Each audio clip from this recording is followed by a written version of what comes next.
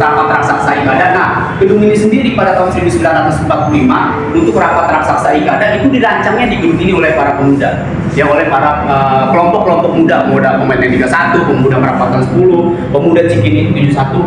Mereka rapat di sini dan merancang rapat raksasa IKADA itu di gedung ini. Jadi yang dilakukannya di lapangan IKADA, Ikatan Atletik Jakarta, sekarang lapangan Monas atau Gambir di sebelah sana. Nah, ini bagian dari kamarnya Bapak Ibu ya. Kamarnya seperti ini masih asli, lantai semua masih asli. Di setiap kamar itu sudah dilengkapi dengan raksasa IKADA yang kemudian diambil alih oleh Jepang dan diresmikan menjadi tempat pendidikan pelajar bagi pemuda Indonesia yang diresmikan pada tahun 1904 oleh Bapak Soeharto.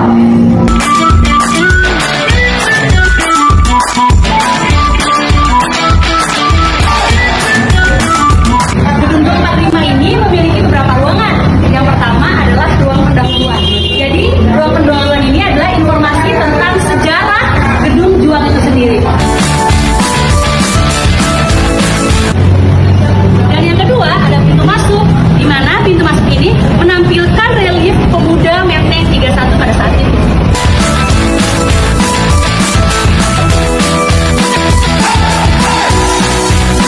Tiga, ada ruang kedudukan Jepang, menjelaskan tentang kedudukan Jepang dan peran gedung Juang pada saat itu.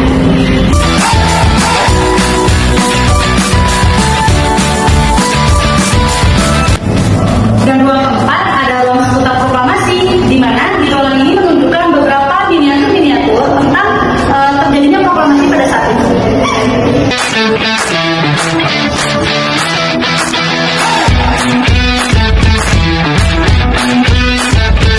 Enam adalah ruang perjuangan menuju ke NKRI. Jadi di ruangan ini terdapat koleksi-koleksi tentang perjuangan menuju ke NKRI, dan salah satunya adalah ini adalah salah satu jas yang dipakai oleh pasukan putri dari Tasikmalaya. Selain itu, di gedung Juang 45 terdapat beberapa ruang, yaitu ada ruang diplomasi yang menjelaskan tentang diplomasi Indonesia pada awal kemerdekaan. Dan selain itu ada juga ruang NKRI yang menampilkan tentang Negara Kesatuan Republik Indonesia. Selain itu ada ruang Laskar Putri yang menginformasikan tentang peran perempuan saat perjuangan kemerdekaan Indonesia. Dan yang terakhir ada ruang Semesta. Ruang Semesta ini menampilkan beberapa koleksi benda-benda bersejarah yang berada di gedung Juang 45. Oke, baik teman-teman, kita sudah memiliki museum ini. Sekarang, buat teman-teman yang ingin tahu informasi lebih lanjut tentang Museum Juang 45 ini, ayo silahkan datang ke Museum Juang 45 di Menteng, Jakarta Pusat. Museum Di hatiku.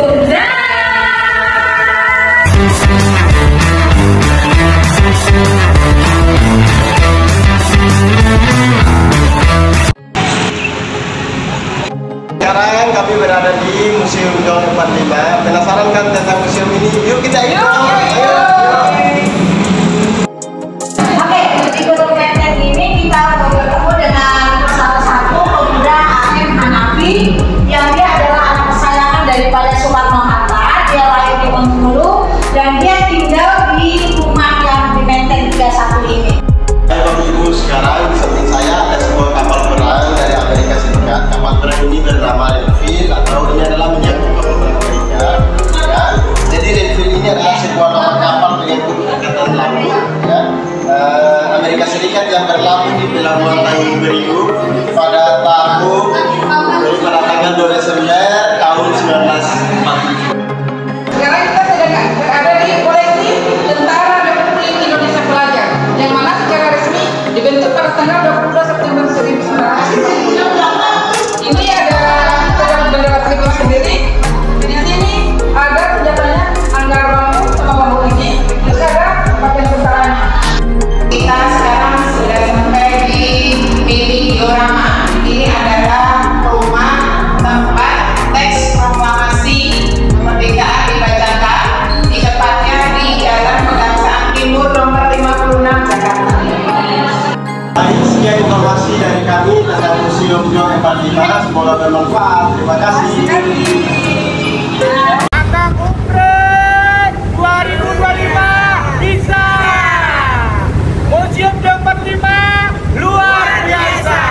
Ini mencerdaskan bangsa.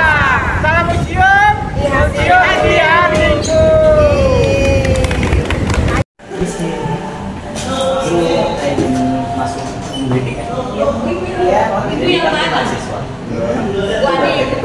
Untuk dewasa 10.000, mahasiswa 5.000. Berapa orang? 2 orang berarti 10.000. Mau beli sama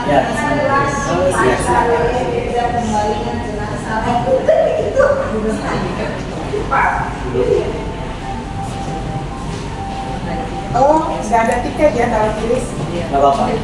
Masuk aja ya. Oke Ibu-Ibu, sekarang kita berada di Museum Tamrin. Di depan kita ini ada 2 kunci dari keluarga MH Tamrin. Yang pertama ada Mutiara Smartner, peninggalan dari keluarga MH Tamrin, dari anak angkat MH Tamrin atas nama Dicit Baja. Yang kedua ini ada radio Philips. Radio ini digunakan oleh MH Tamrin untuk mendengarkan berita dalam negeri maupun luar negeri pada masa perjuangan pada masa itu. Terima kasih ya.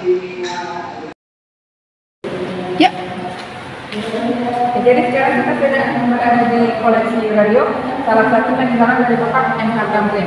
Jadi radio ini merupakan salah satu media yang digunakan oleh Bapak MH Tamrin untuk mendapatkan informasi maupun perkembangan yang terjadi dari stasiun radio dalam negeri dan luar negeri. Ini adalah blangkon. Blangkon ini merupakan blangkon bergaya di Surakarta yang dipakai oleh MH Tamrin ketika menghadiri rapat di Surakarta tahun 1929. Pasar itu adalah bekas kereta dulu ya, menuju ke tradisional area stasiun paling pasar Tamrin ya. Jadi siangnya udah, nanti kita akan menuju di pasar. Masih banyak ya daging ya, ada kos-kosan ya kayak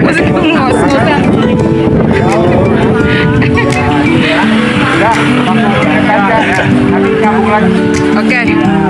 Masih komplit seperti ini ya. Ini dulu langsung rel kereta ya, stasiun Kenari namanya ya. Nah, nanti juga ada jembatannya. Nah ini ya, kita setelah jalan-jalan bukan stasiun, kita belanja dulu nih. Ada apa ketan ya kan, ada onde-onde.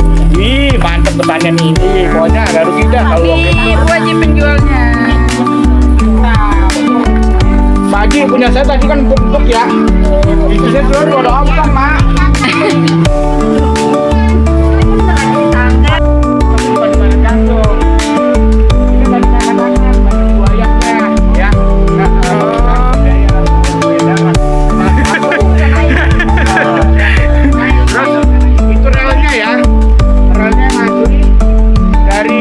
Manggarai ke Kenari. Jadi di depan museum Tamrin itu ada yang namanya Museum Kenari, ya kan? Ini Kali Ciliwung ya, Kali Ciliwung yang langsung dari Bogor masuk ke Jakarta. Jadi meliuk-liuk nih ya. Tadi kan kita udah menyeberang itu kalau naik kereta di Manggarai itu kan Manggarai itu Kali Ciliwung juga sama nih sebutannya. Kalau ke Manggarai itu kalinya muter ke mana? Masa gitu. Iya. Baru Manggarai, liuk-liuk gitu ya. Nah ini kita akan melewati perumahan ya kan. Baru tembus ke jalan raya lagi ke Museum Tamrin. Gitu. Oke. Mantap kan? Mantap. Nah kita langsung lurus. Ya kalau tadi stasiun Kenari itu sana, itu kita langsung lurus ke Museum MH Tamrin ya. Oke, MH Tamrin. Jadi kalau dari jembatan tuh bisa langsung lurus kemari itu. Ya. Ya. Langsung kemari Rajan Raya tuh. Pemirsa, sekarang kita sudah beserta tujuannya itu stasiun Cikini ke Museum Tamrin ya, Muara Museum Tamrinnya tuh ya. Nih, udah gede kecapean nih. Oke, masukkan.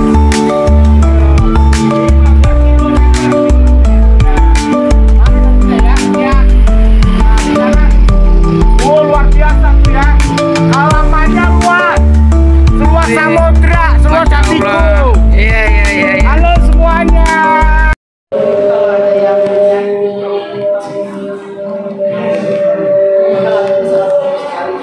Pemuda juga kita kan diawasi Belanda dan bersumpah. Nah, sayang sekali Pak Wakil. Karena tahu di sini, lalu ini apa nih beberapa organisasi yang menjadi satu dari Gerindo, paling tadi juga Persatuan Islam Indonesia PSI ya, Persatuan Islam Indonesia, ya Partai Islam Indonesia, Amikus itu adiknya Pak Wakil. Ya ini kongres ini tahun 1939 membahas dan juga menetapkan Indonesia Parlemen, kemudian menetapkan bendera merah putih menjadi bendera kebangsaan, lagu Indonesia Raya tanggal 10 kebangsaan, dan penggunaan bahasa Indonesia secara resmi diterapkan karena berdirinya negara besar yang pertama kali itu adalah bangsa. Aman akan diberikan berbagai macam. Kalau sekali gimana Om? Jadi kita biasanya 3 kali, Pi. Oh. 3 kali, ya. Jadi contohnya seperti ini. Ya. 1, 2, jangan ketiga. Oh. Ya, sangkanya ada yang mau dimakan. Kalau 2 kali berarti udah masuk dulu yang lahat ya? Belum. Si jenazah itu akan disemayamkan di situ dan akan didoakan, baru nanti dibawa. Oh. Ya, jadi mulai proses upacara pemahaman. Kalau sekali? Sebenarnya nggak ada tingkatan-tingkatannya. Oh gitu. Bulan sekali tuh mau masuk gitu nggak? Enggak. Karena memang ini hanya pengganti toa kalau zaman sekarang ya. Ya, pemberitahuan. Makanya kalau cuma sekali itu pada saat dibicarakan dia diam kalem, walaupun langsung dia tidak tetap kalau ibu soal penyakit. Andai pun dalam sidang dewan guru itu menyatakan, wah itu saya kasih dia aja, mau sampai voting, bersuara, tidak ya.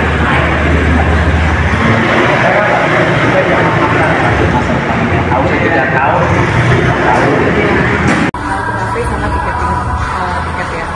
Ini ada paket 1, paket 2, paket 3, gratis kan, bayi atau rombongan, di sini minuman. Sama ini ada dari aplikasi yang sehari kita pakai untuk training karena yang biasanya ambil lagi yang di spa yang di depan, yang supaya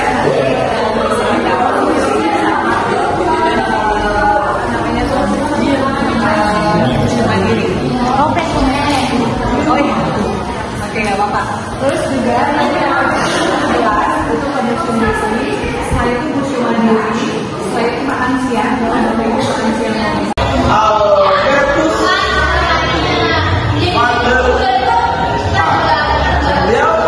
Dia adalah Gubernur Jenderal POC yang pernah menjabat di Batavia ya 1761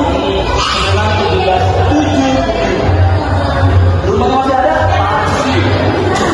Mana? Rumah ini sekarang menggunakan badan rumah sakit pusat atau jadi gampang itu membuat.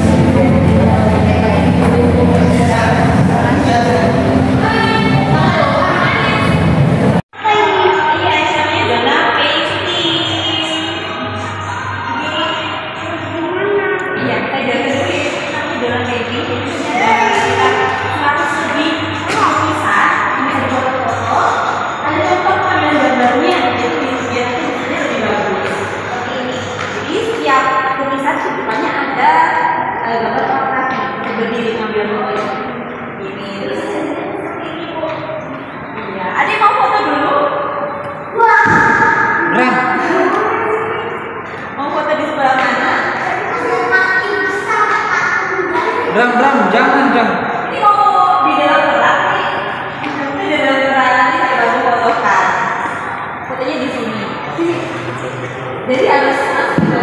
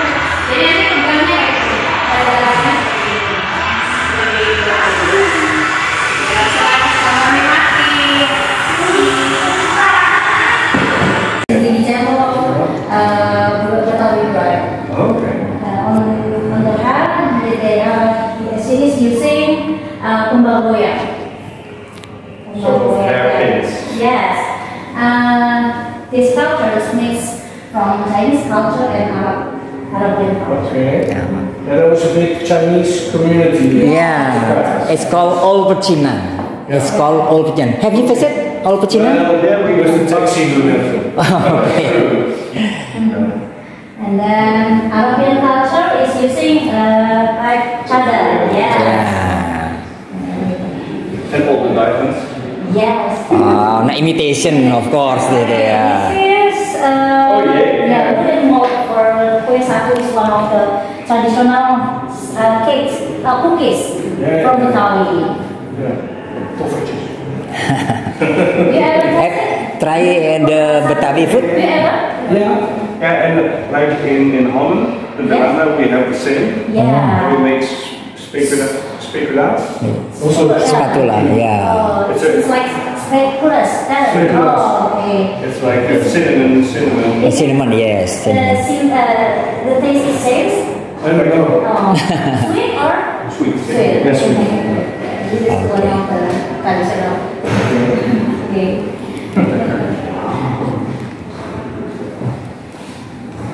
Di sebelah kanan, kemudian itu foto yang pertama dan foto yang kedua yang satu. Foto yang kedua bersama aku dong. Dan empat. Oke. Ya udah closing. Baik, itu yang bisa saya sampaikan bisa minta maaf. Oke, gantian lanjut. Bapak Ibu bisa melihat ruangan ini jauh lebih besar ukurannya daripada ruangan-ruangan sebelumnya. Nah, sekarang kita berada di ruang tunggu sebelum tahanan akan dilakukan sidang di dalam. Nah, di ruang ini juga Bapak Ibu bisa melihat di atas sana ada 3 lukisan. Nah, lukisan ini memiliki makna yang berkaitan dengan peradilan pada zaman dahulu. Baik, kita akan lanjutkan ke ruang berikutnya. Terima kasih. Di ruangan penjara bawah tanah, penjara ini terdiri dari 5 ruangan. Penjara ini adalah penjara laki-laki, di mana terdapat di dalam ruangan tersebut bisa berisi 20 sampai 50 tahanan. Di setiap ruangan tahanan, di setiap ruangan penjara laki-laki ini terdapat ada bola besi yang mana berfungsi untuk menahan kaki-kaki tahanan untuk agar tidak melarikan diri dari penjara bawah tanah ini. Sekarang kita sudah berada di area balkon. Area balkon ini itu digunakan oleh para menir, para orang-orang Belanda zaman dulu untuk menyaksikan eksekusi yang ada di bawah. Nah, di atas juga itu ada 3 buah lonceng. Ada 1 buah lonceng dan pada saat akan dieksekusi itu akan berbunyi sebanyak 3 kali. Yang pertama itu adalah untuk mengumpulkan masyarakat. Yang kedua itu untuk... Sekarang kita berada di penjara bawah tanah untuk pria ya. Ini kurang lebih luasnya 9 x 6 meter. Yang wanita ada juga? Penjara wanita ada juga? Ada. Oh, ada. Yang bencong? Nggak ada. Oh, nggak ada. Lanjut. Iya, jadi di dalam penjara ini itu kurang lebih dihuni oleh 20 orang. Ya, jadi bisa digunakan untuk tempat tinggalnya mereka, buat makan, minum, dan juga toilet. Bisa dibayangkan ya bagaimana kondisinya, makanya banyak sekali para tahanan yang meninggal di dalam sini. Terus ada di ruangan pernikahan, aksesoris pernikahan Betawi. Seperti yang bisa kita lihat di sini, ini adalah pakaian dari adat Betawi yang bagian atas. Di bagian atas itu ada gambar baju pernikahan adat Betawi. Nah, di bagian bawah ini ada berbagai macam aksesoris pernikahan yang digunakan oleh pengantin wanitanya. Nah, pernikahan ini adalah campuran dari Chinese dan Arabic, seperti yang bisa kita lihat di perkembangan kota Batavia. Ya, dapat kita lihat di sebelah kiri saya. Di sini ada kita lihat market tentang kota Batavia. Nah, sebelumnya dulu di sekitar tahun 1620-an itu dapat kita lihat di sini kota Batavia masih sepi dan dulu masih disebut dengan Sunda Kelapa ya. Nah, di sini ada landscape. Di depan kita ini adalah papan yang menceritakan tentang sejarah pendirian dari balai kota ini. Dibangun pada masa pemerintahan Gubernur Jenderal Belanda Johan van Holst pada tahun 1704 dan diselesaikan oleh Gubernur Jenderal berikutnya adalah Abraham van Riebeeck pada tahun 1710, berfungsi sebagai balai kota dan juga sebagai kantor Dewan Pengadilan Balai Kota. Ayo sekalian kita lanjut ke ruangan berikutnya. Ikuti saya.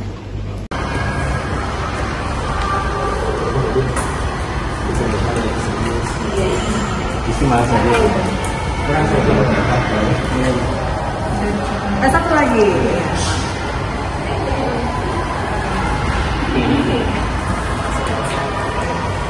Silakan Bapak Ibu boleh langsung dikerjakan. Terima kasih.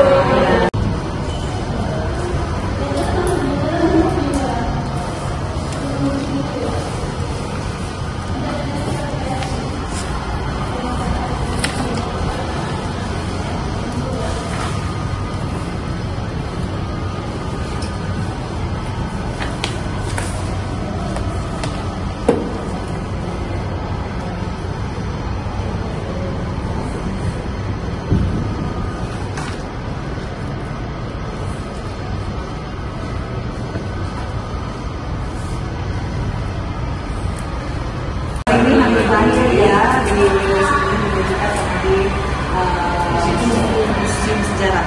Nah, ini ujian tertulis terakhir nanti jam 1 kita ada orang dari staf Kementerian Pendidikan. Nah,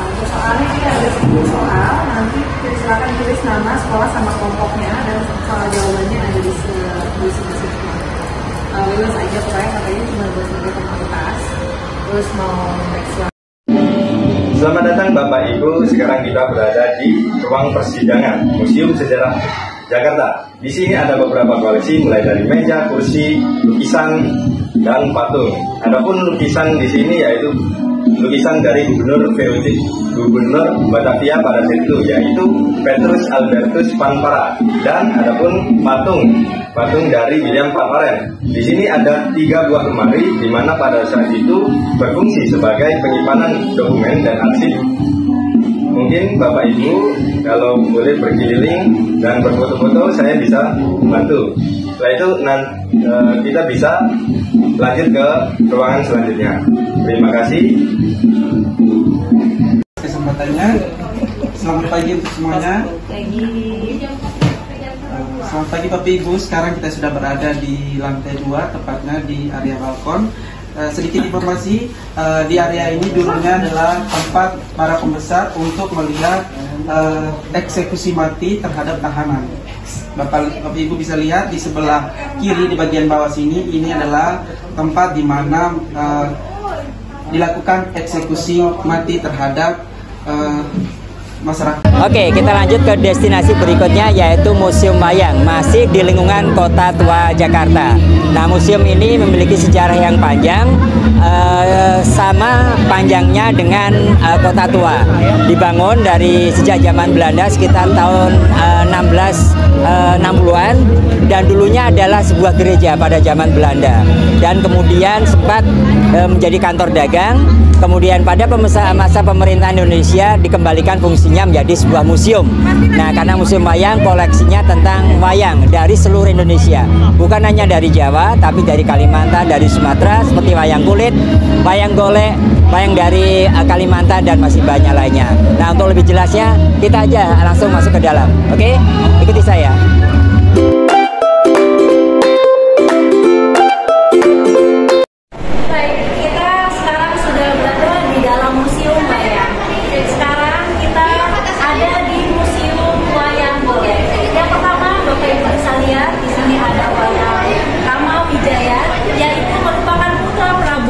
Dasarata dan Dewi Ragu di Ayodhya. Nah, selanjutnya bisa Bapak Ibu lihat di sini ada wayang golek yang bernama Rahwana. Wayang golek ini, Rahwana merupakan raja kerajaan Alengka, anak dari Resi Wisrawa dan Dewi Sukesi. Nama Rahwana berasal dari kata Rah, artinya darah, dan warna artinya hutan. Baik.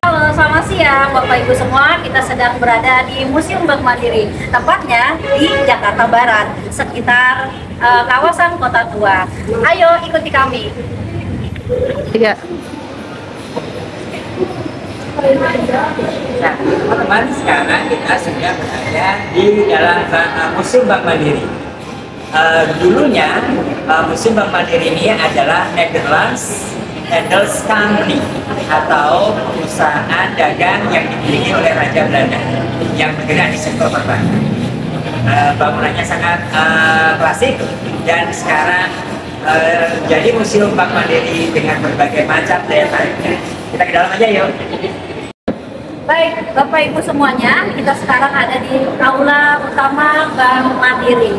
Sekarang kita berada di aulanya, dan ini adalah salah satu replika patung Dewa Hermes yang atau biasa disebut Dewa Memakerius.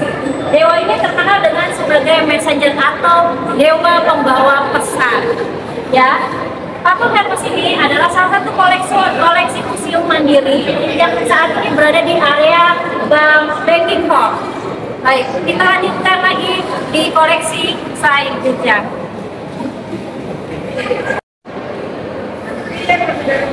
Hai teman-teman, sekarang kita berada di Bank Mandiri.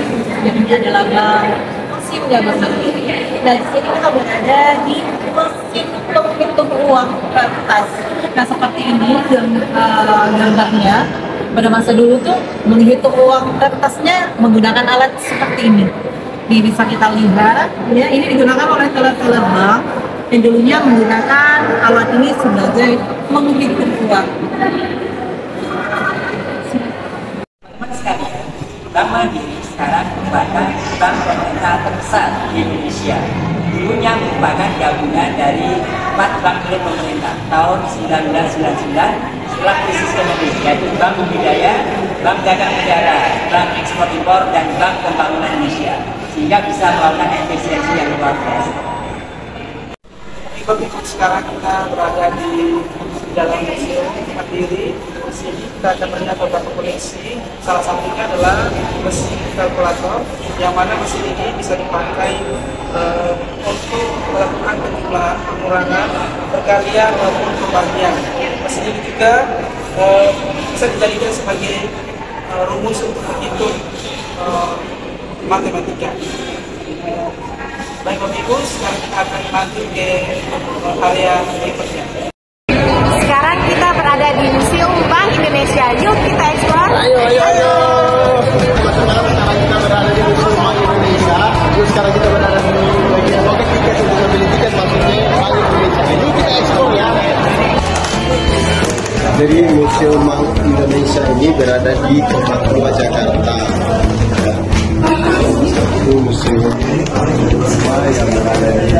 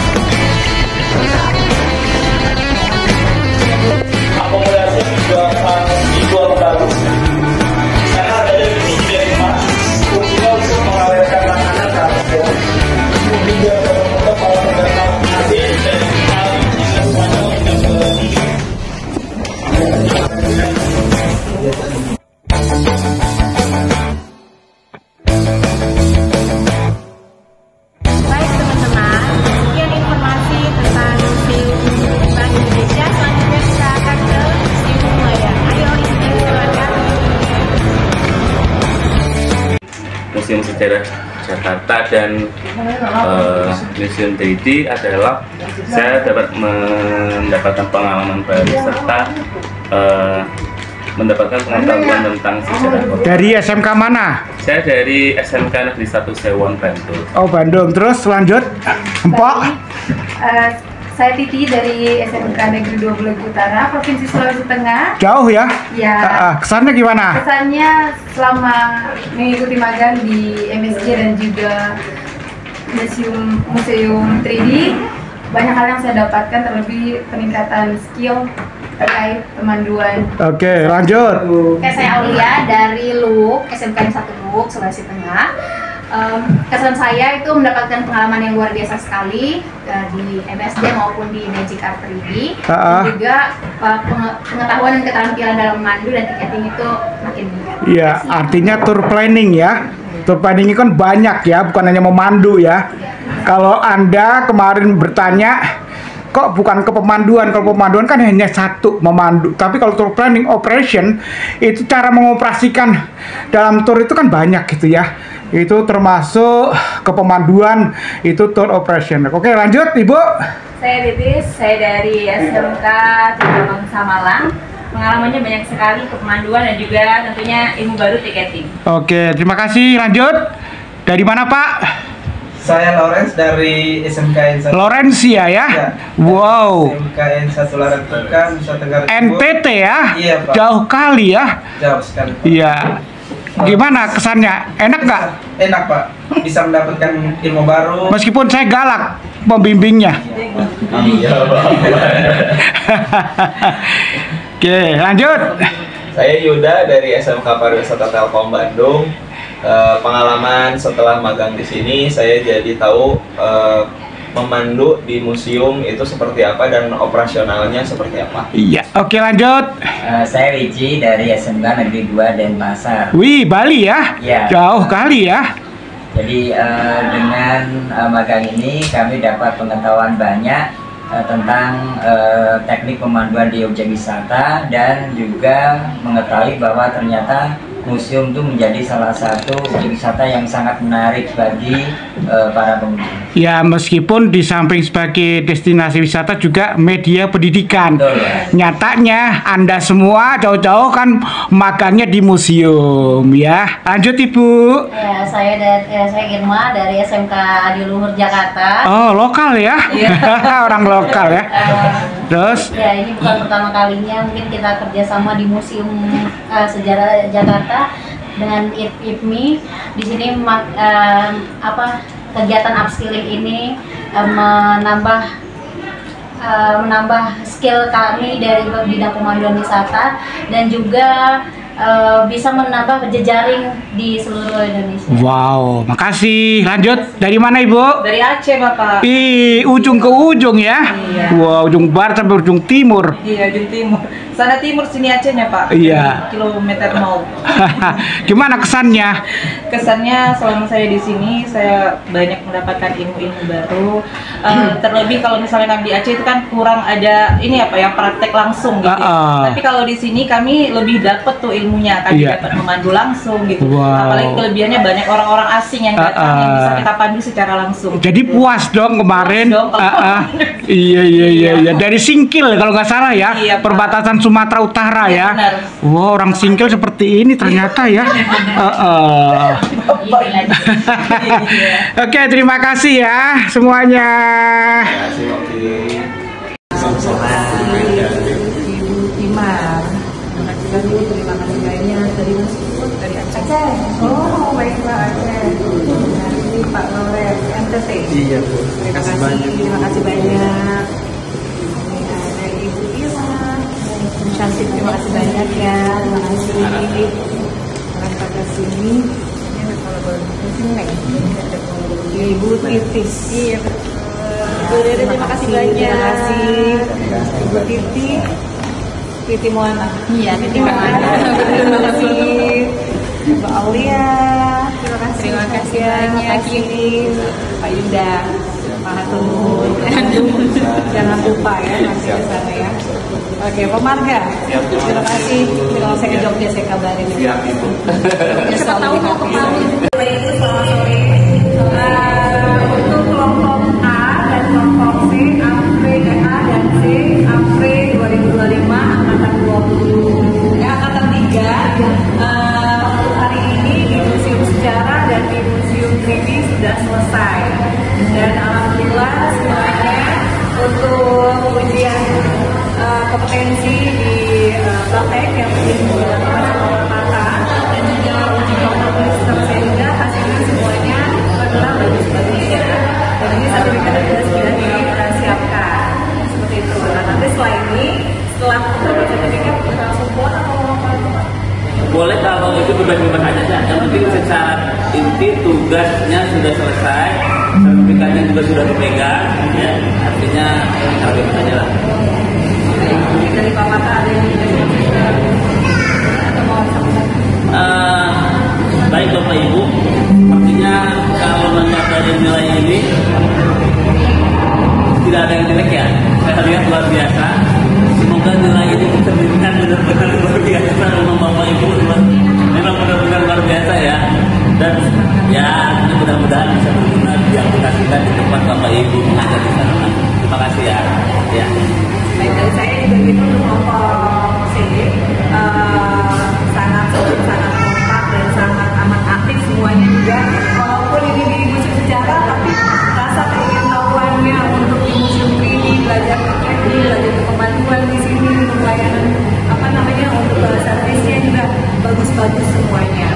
Ya, dari saya, Pak Parta, mewakili Pak Alex sudah mengucapkan banyak terima kasih. Semoga ilmu-ilmu ataupun yang sudah kita sharing yang bermanfaat bagi Bapak ini dan juga nantinya bisa diaplikasikan, di-sharing juga kepada murid-murid semuanya. Oke, baik, terima kasih. Kita akan berikan langsung Pak dari Museum Sejarah. Kita langsung saja ada